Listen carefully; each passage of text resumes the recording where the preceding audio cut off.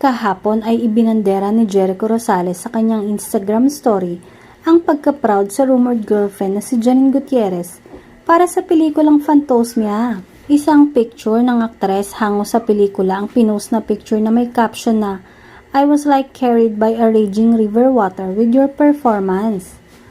Ngunit nagulat ang mga netizen dahil pagkatapos lang ng ilang oras ay deleted na ito. Marami namang komento at panghuhusga ang binigay ng mga netizen sa sinabi na yun ng aktor. Ayon sa ilang netizen, ay trying hard daw si Jericho sa pag-i-English niya. Hindi na daw dapat in-English ng aktor ang sinabi niya kay Janine para mas naintindihan daw ng mga nakabasa. Kahit daw sa mga interview ng aktor ay maraming nakakapansin na minsan ay mali-mali daw ang grammar niya at minsan naman daw ay barok ang pagkaka-English niya. Sana daw ay tinagalog na lang niya ang sagot para hindi nakakahiya. Meron din namang fans ng aktor ang nagtanggol sa kanya. Samantala, wala pang tugon o reaksyon si Jericho Rosales patungkol sa mga nasabing pambabash ng mga netizen.